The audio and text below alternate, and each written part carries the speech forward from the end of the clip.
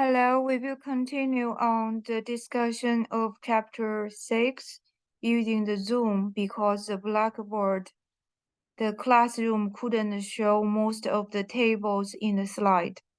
So we will continue on the learning objective 1 of chapter 6 after get the understanding and review of the contribution margin income statement, the variable cost and fixed cost behavior.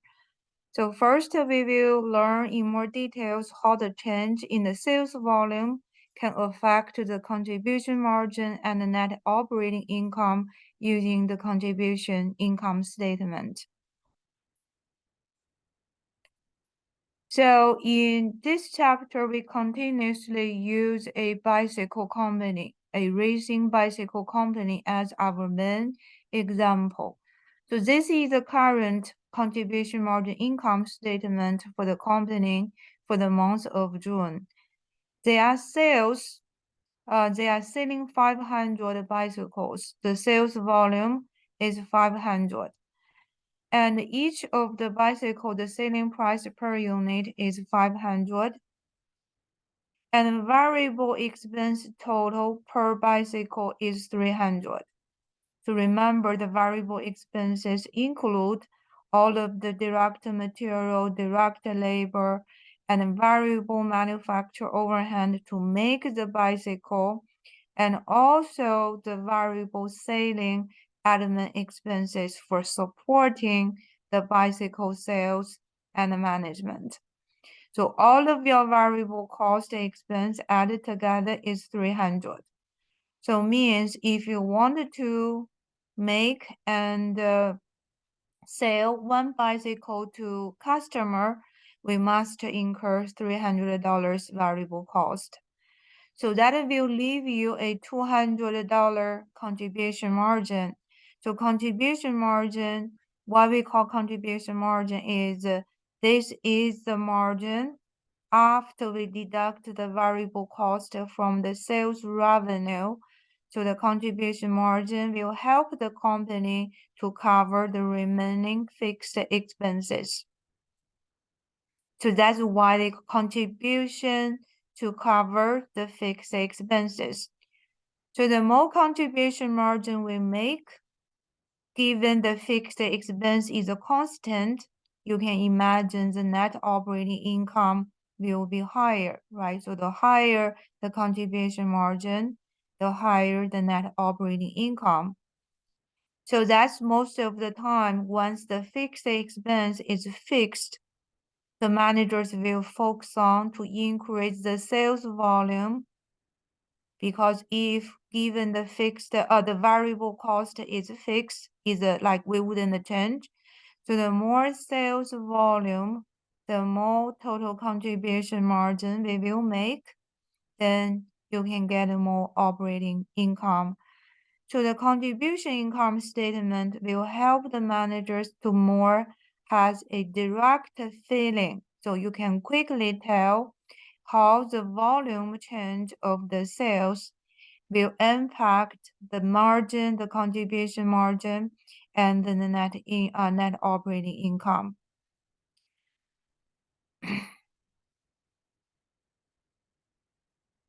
And now if we reduce the sales volume, okay, by 100, you see the reason, okay, why we change to 400. So if I reduce the current sales volume by 100 units, so now we are selling 400 bicycles. And at 400 sales volume, the total sales revenue will be 200,000, right? So 400 times 500. So per unit information is not changing, but the total will change because of the sales volume.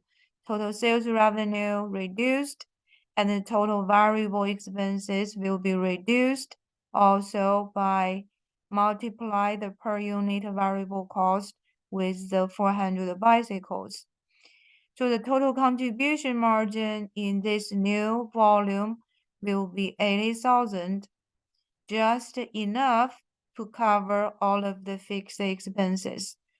This will leave the company no profit, no loss. we call break-even point. So break-even point is the sales volume the company is making zero profit. Okay, in another way.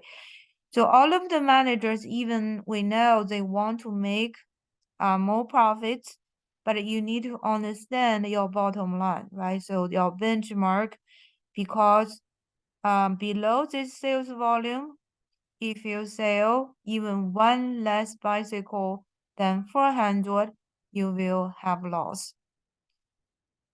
You will start to lose. And so for example, if I turned this 400 to 399, one less bicycle, can you quickly guess how much net income or loss the company will have? One less bicycle. So if you sell one bicycle less, you will have 200 less contribution margin. So you will have 200 short of the fixed expense. So I don't need a whole calculation income statement for 399 bicycles. I can tell the loss will be $200. So negative 200. If we decrease the sales volume to 399 from 400, because you have 200 less contribution margin than the coverage for the fixed expense. So if you sell even less, you can imagine it will be minus 200, minus 400, or minus 600 continuously for the total operational loss for the company. So the contribution margin will give you a quick idea, okay, like above this break even or below this break even, how the profits will continue to change based upon the sales volume change. And here is more the pointing.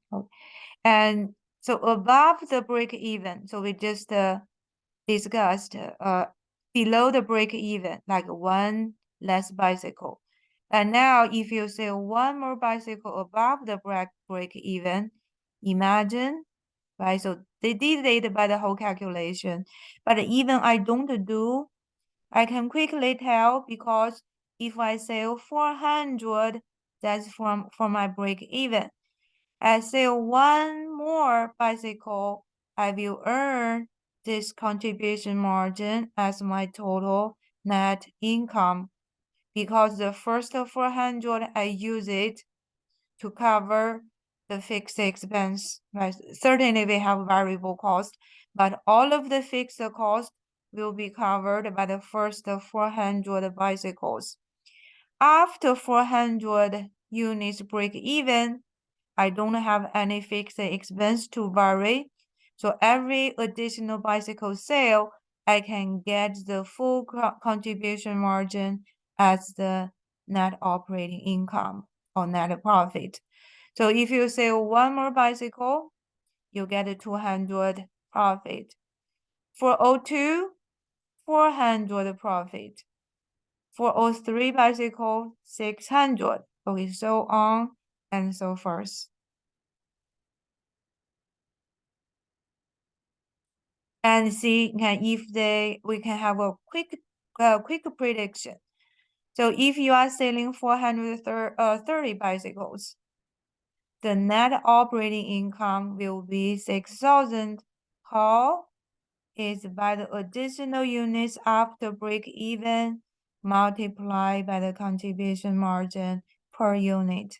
So you can see how easy to predict the change of the income after you get this understanding for contribution margin above the break-even point. Another way we use the contribution margin income statement is not only by the unit, we also have a percentage or ratio of the contribution margin. And this ratio is a percentage of the contribution margin to divide the total sales revenue. And the contribution margin ratio, I think, is actually more useful in most of the CVP analysis scenarios, because for CM ratio, we can apply to a product mix, also can to apply to like multiple departments. We can compare the CM ratio for different products, different departments, so we can see which one is contributing more to the business profit. But it's hard to use the contribution margin like the raw number, because the raw number will be affected by the size, right? By the size of the production volume, or by the department size, or if you compare different companies. But if you use a ratio or percentage, that can be comparable and can be used for more variety of the decision-making conditions. So let's see how to get this done. The contribution margin ratio formula, okay, you can use the total contribution margin or unit. It will give you the same ratio. Some of the textbook use a percentage, some use a fraction or point, because this 40% is equivalent to 0.4 or 2/5, right? 2/5. But percentage and point are widely used. The book is using the total contribution margin 80,000, then divided by the total sales revenue. This is at the break-even point. Hope you can. At the break-even point, the total contribution margin is 80,000 and total sales revenue. So means, so if you see the ratio, every $100, so the bottom is your revenue and the top is contribution margin. Every $100 sales we made, 40% is the leftover after we cover the variable cost. So the leftover, we can use it to cover the fixed expenses. And if you use so apply this ratio to the original income statement, okay, we can add one more column. So this ratio, you can use 100,000 divided by the 250. So this is at another level of the volume, but the total contribution margin is different. But when we divide it, so when we express it as a percentage of sales volume, the two level of production has the same contribution margin ratio. So at a 400 break-even point or 500, we have the same contribution margin ratio. And then probably you already start to look this 60%. Okay, what is it? 60% we call variable cost ratio or variable expense ratio. This is the part we deduct from the sales revenue. Okay, then you got the contribution margin. So these three, the variable cost ratio plus the contribution margin ratio, will always equal to 1, because these two are the two components of the sales revenue. If the cost is high, variable cost is high, the contribution margin will be low. So it's hard to compare the profitability for different products or departments using the total or per unit, because they represent different size. But if you have this ratio, we can easily compare. For example, if you have another company, they have 80%, so 80% variable cost, then you can imagine their contribution margin percentage will be only 20%.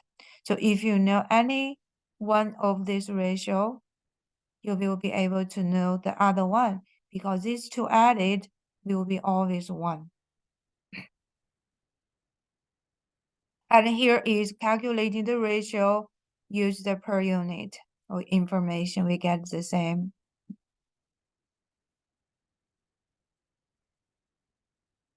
As a related concept, the variable expense ratio or variable cost ratio is your variable expense expressed as a percentage of the total sales. In our bike example, it's 60%, or you can use 1 minus 40%. The contribution margin, you should get the same.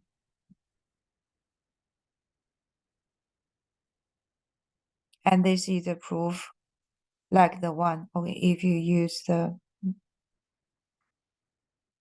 So contribution margin ratio plus variable expense ratio, they always equal to 1.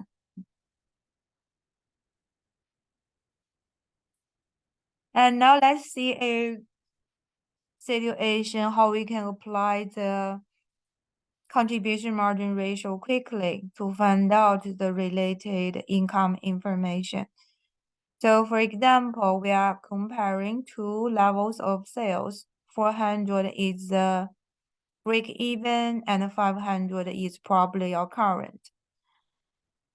Now, if you see the sales revenue increase from 400 units, that's 200,000 to 250,000 sales revenue, then the increase of your profit or contribution margin, because the fixed expense is irrelevant. Remember, irrelevant. When we compare two situations, the fixed expense is equal. Then we don't need to use it. So we will just focus on the change of the sales revenue and the variable expenses. So this contribution margin ratio will give you a quick idea if we change the revenue from 200,000 to 250,000. You understand 40% of this increase will become the profit. So 40% increase of your revenue will be the profit increase, because that's how the contribution margin tell us. So 40% of the revenue change is the contribution margin change. And unlike if you're unfortunate, if your sales volume going down, the profit will be lower rather than higher, right? So this will be a decrease rather than an increase. But anyway, the contribution margin is always a quick way. The contribution margin ratio is a quick way help us to find out the percentage of the sales revenue. Okay, that's the amount will be increasing or decreasing the contribution margin, and as a result to your final net operating income. So that simply means if I have a change of the sales revenue, I don't need to compile or like recalculate the whole income, the whole new income statement, and quickly find out how the profit will change. So in this case, if I can say, I couldn't really mark, but you can see if I need to go. So if I cross over this second column, right? So cross over all of the 500 units, I still can quickly find out the profit change from this 400 to 500 units level. And then you have a two concept check question. Okay, quickly. I believe, so what's the CM ratio? You can quickly do the calculation, and when you're selling the is a coffee stand, the sales price per cup of coffee is 149, and the variable expense per cup of coffee, including and you like the coffee beans, the materials to hold the cup, or maybe some of the labor, so 36 cents. 36 cents divided by the 149, I believe is C. So it's a very small. So its contribution margin ratio or percentage is always less than 1, right? This is a general math knowledge. So A and D are definitely wrong. So we are choosing between B and C. And C will be right because 36 divided by 149. So C is your contribution margin ratio and B is your variable expense ratio. So let's mark this. So C is the right answer. And then the B is your variable cost ratio. Because I know that's 1 minus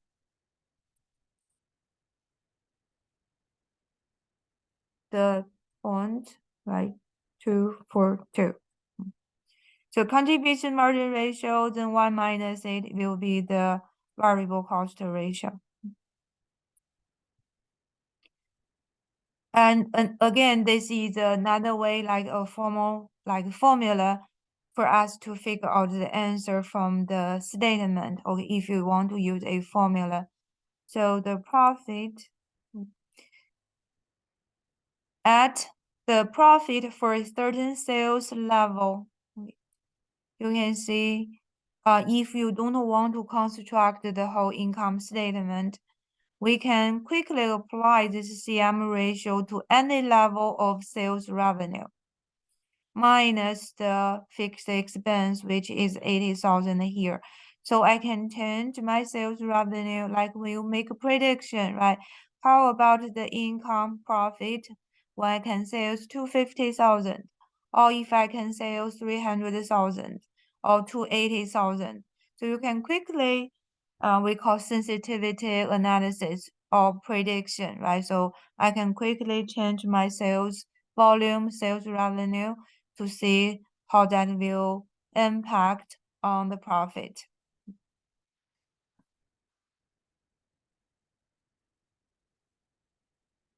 And then we will have the break even. So learning objective, I believe this should be 2 or something. But anyway, determine the break even point. Maybe let's take a little break.